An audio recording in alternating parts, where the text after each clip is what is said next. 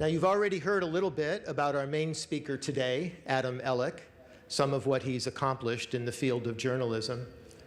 Adam exemplifies the college's mission, which encourages our students to achieve excellence in their chosen fields while sharing the responsibilities of citizenship and service in the global community. After graduating from Ithaca College in 1999, Adam became one of the first reporters at the New York Times to bring print and video together. As part of a small leadership team, he helped rethink the strategic vision for the newspaper's video coverage, and he is, through that process, helping reshape the future of journalism itself. Through his visual storytelling, Adam has given not only names but also faces to individuals around the world who have suffered. Sometimes they've suffered from the destructive power of nature, sometimes from the destructive power of their fellow citizens and their own governments. Will you please join me in giving a warm welcome back home to Ithaca College to Adam Ellick.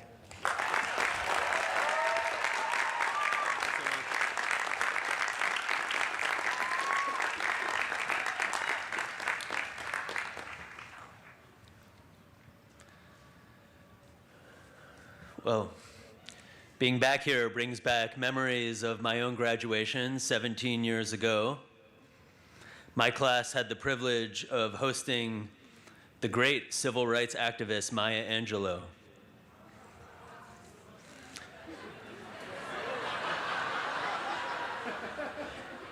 It's a huge honor to be back here today, but I've got to say, you've really lowered the bar around here.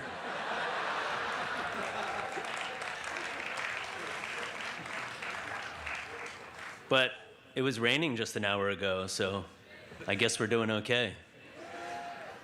On my graduation day, I was a lost kid sitting right over there at midfield, overwhelmed by this thing that everyone kept calling my future. What was this supposed future? I honestly didn't know what to do next. One option was to go home and hang out with my father, who had just been diagnosed with cancer. But even my father told me not to do that. He and everyone else said, go get a job. My personal life was a bit murky as well. I wanted to both marry my college girlfriend and travel the world. She told me to pick one or the other, and let's just say I'm still not married.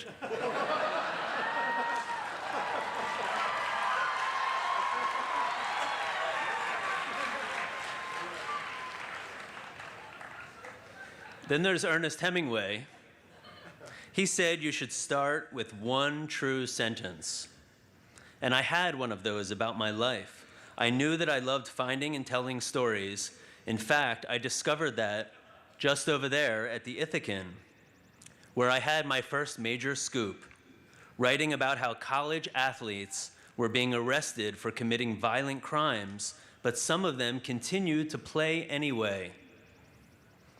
By the way, this was before people could hate you on Twitter, so they just hated you in person.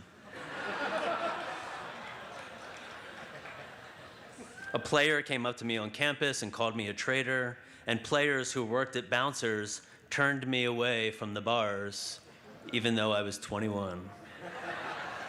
But I had one true thing: putting a spotlight on stuff that I know is wrong. So with that one fact, I set off to become a journalist.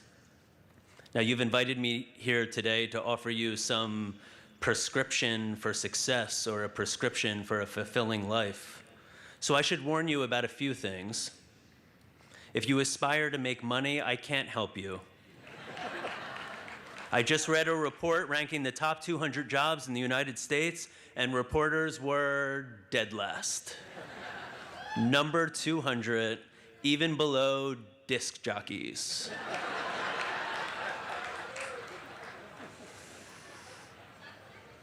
If you aspire to become a parent, I can't help you either. The last time I was responsible for another life, my goldfish died within a week. But journalism has taught me pretty much everything I do know, and it's given me some commandments or guiding principles. that I think are useful no matter what field you're in. The first one is fake it till you make it.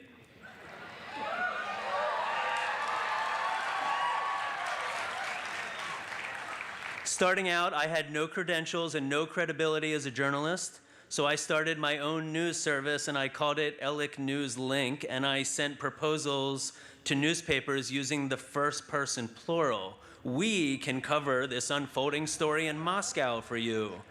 There was no we, and I had never been to Russia.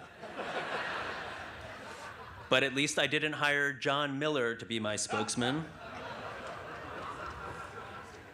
Amazingly, this actually worked. We were soon freelancing in Siberia. We covered the world's deadliest tsunami in 2004 from Indonesia.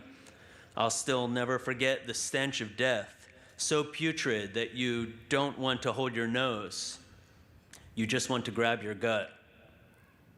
Eventually, I joined the Times and witnessed some of the worst places imaginable, like concentration camps in Myanmar, where 1 million people were trapped without medicine. I get to leave when I'm finished my work, but it's important to remember that many of these people who I report on are still there in these conditions. The most selfless person I ever met was a man named Tom Katena. He's an American living in Sudan, and he was and still is the only doctor serving 500,000 people, even though his hospital has been bombed 10 times.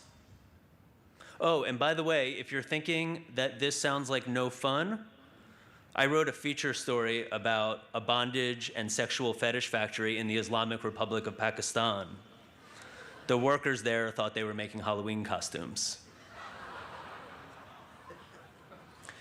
I was soon the rare journalist in the world who could say he's been threatened by Ithaca College athletes and the Taliban.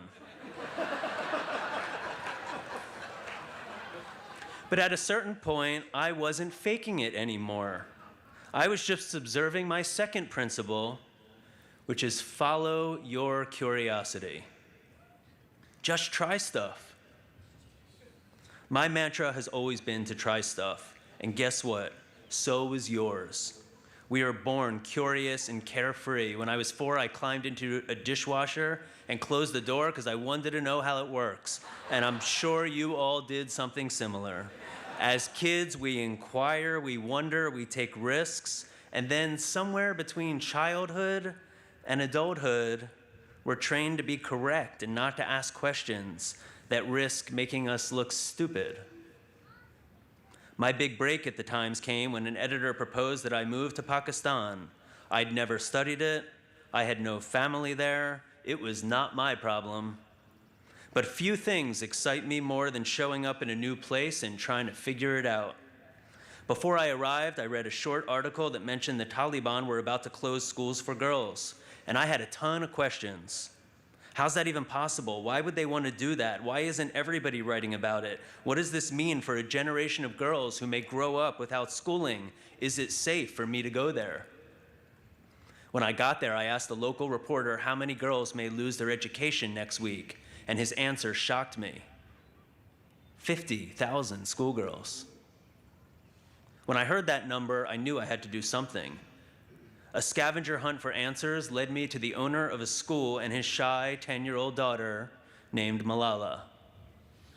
At the time, the family was unknown to the outside world. They lived in a town that was encircled by Taliban checkpoints. The center was renamed Slaughter Square. I asked Malala's dad if there's a family that I could film, and he laughed in my face and said no one would agree to such a crazy idea. What about you? I said. He wanted to know what was in it for him, and I told him I wanted the world to know what was happening, and he could help. What followed is that he made a brave and dangerous decision to let me into his life. My film has now been seen by millions of people, and it brought this faraway crisis to the world's attention, and Malala won the Nobel Peace Prize.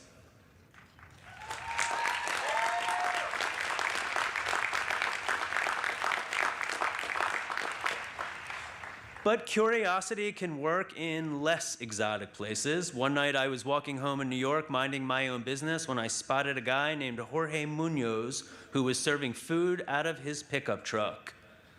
Best food truck in the world? Not quite. When I asked what he's selling, he said, "It's not for you, man. These guys are homeless and hungry." "Oh, what organization are you with?" "I'm alone, man." "How long have you been doing this?" "Every night for 3 years." "You got a day job?"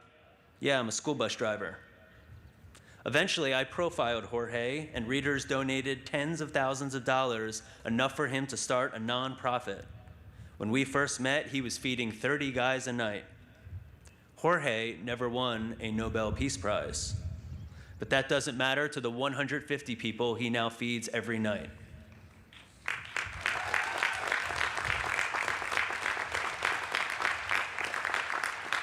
And by the way, curiosity can sometimes just be really simple. Like whenever I travel to a new country, people always ask me, "How long was the flight?" The flight. I get to witness revolutions and interview leaders, and they're worried about how many stopovers or what airline I took or what's the time difference.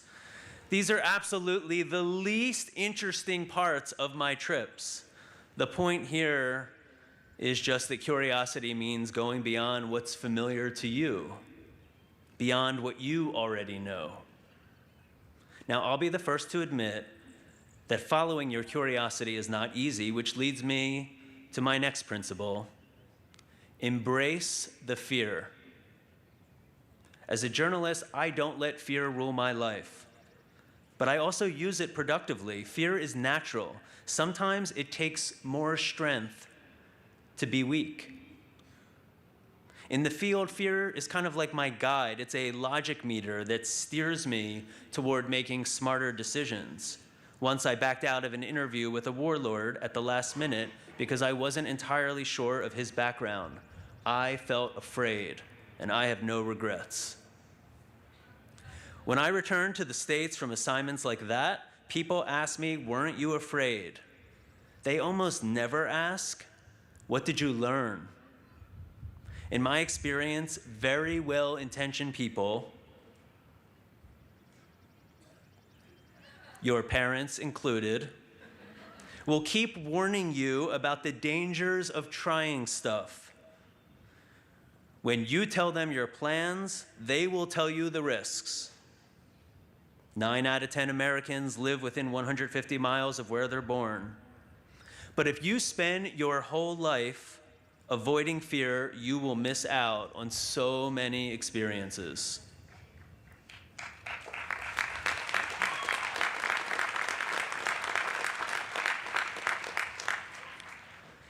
My third principle is show compassion, even for people you dislike.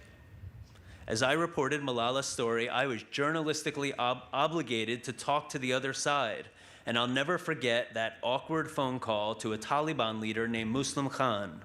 I had to call and ask his perspective on bombing schools for girls.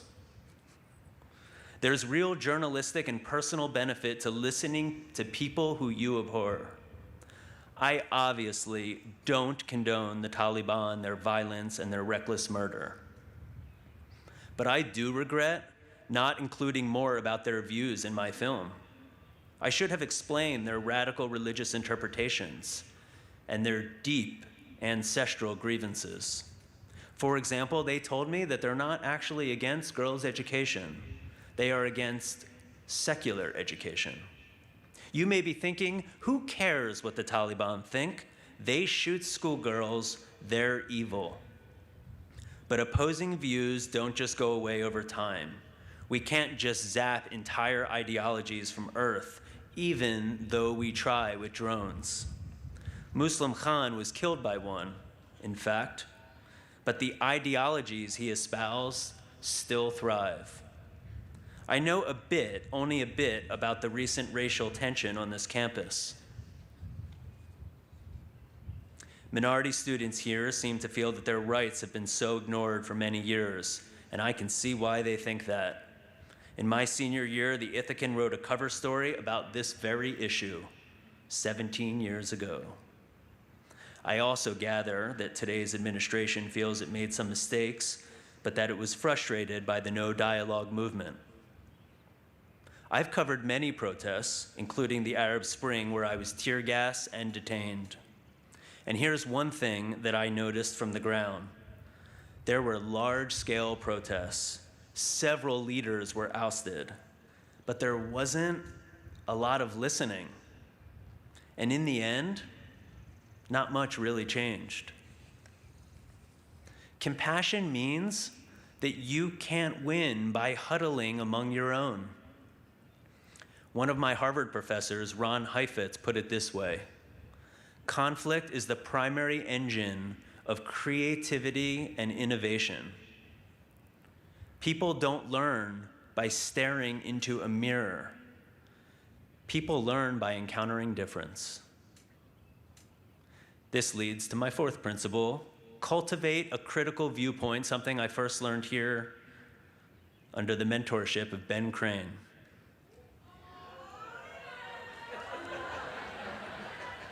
Knew that was coming.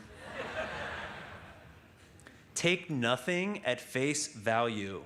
One of my favorite questions is, how exactly do you know that? I say this so much at work. I also say this all the time outside of work, which makes me really unpopular at dinner parties. The only other people who think this is a normal question are scientists. In his last show, Jon Stewart ranted about how bullshit is everywhere. Here are a few of those places. Facebook. I once wrote an expose about this tycoon who ran a mortgage scam that preyed on poor immigrants. His page bragged that he was a college graduate who was a man of the people. So I called his alma mater, and they had no record of him. What followed was an entire life of lies. Bullshit is also in Washington.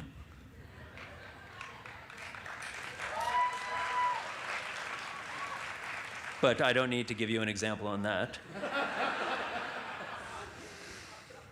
Media can transmit bullshit too. A college student faked a video of an eagle snatching a baby. It has 45 million views, and global news outlets broadcasted it as truth. Many of you have probably seen it. Maybe that's not a big deal, but this is. Since 9/11, there have been 20 attackers in the US inspired by radical Islam. We often debate how to keep out foreign attackers, but 15 of those 20 were US citizens. Get these facts, and suddenly the challenge becomes a more domestic one and less about foreigners.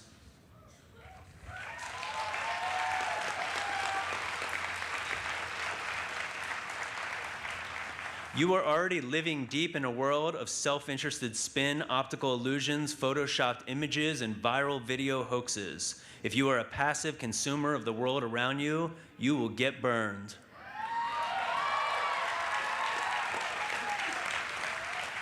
Of course, none of this matters if you don't hand your story in on time, and that leads me to my last principle, which comes from journalism but applies everywhere. Finish things. You're about to do just that.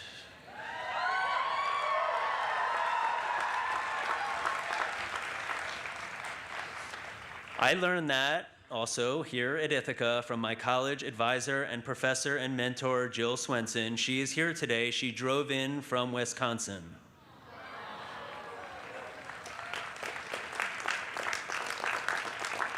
She's afraid to fly. I got to tell you, Dr. Swenson was a drill sergeant of a professor. Here's how tough she was. One day, a student named Dana arrived early to class and realized she had left an important assignment in her dorm room. She asked Dr. Swenson if she could sprint to the towers and get it, and Dr. Swenson said, "I don't care what you do. The paper is due in 12 minutes. We all thought Dana, who played soccer, would make it back in time. But when Dana darted into class just seconds after the deadline, Dr. Swenson refused to accept the paper.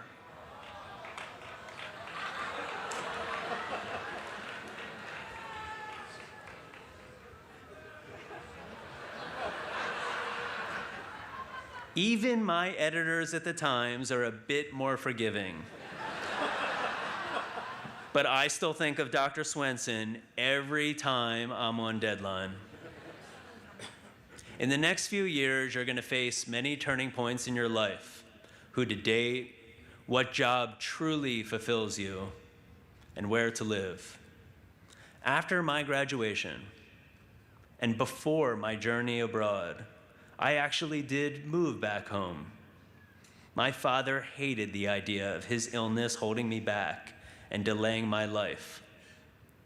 But I told him, this is life. We spent a precious 6 months together doing rehab exercises and transforming a family relationship into an actual friendship. Less than a year later, he died.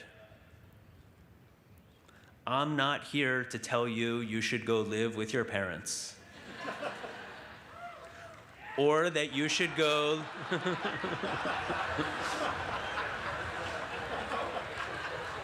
Glad we all agree on that. Or that you should go live in Afghanistan. What you should do is figure out at least one true thing about yourselves and follow it, even when doing so is terrifying. That may mean dating someone of a different race or social class. It may mean joining a cause that clashes with your family's politics. If you feel unadventurous, but are curious to give it a try, I don't know, start by ordering some food that you've never tried before. Or on your next vacation, just travel to some place that nobody you know has ever been to, like Guyana instead of Paris. Or move to a city where you know fewer people and will be forced to branch out. And please don't ask people about their flights. Ask them what happens once they landed. Or better yet, be on that flight yourself. I'll see you there. Good luck, good health, good listening, and great adventures to the class of 2016. May the force be with you.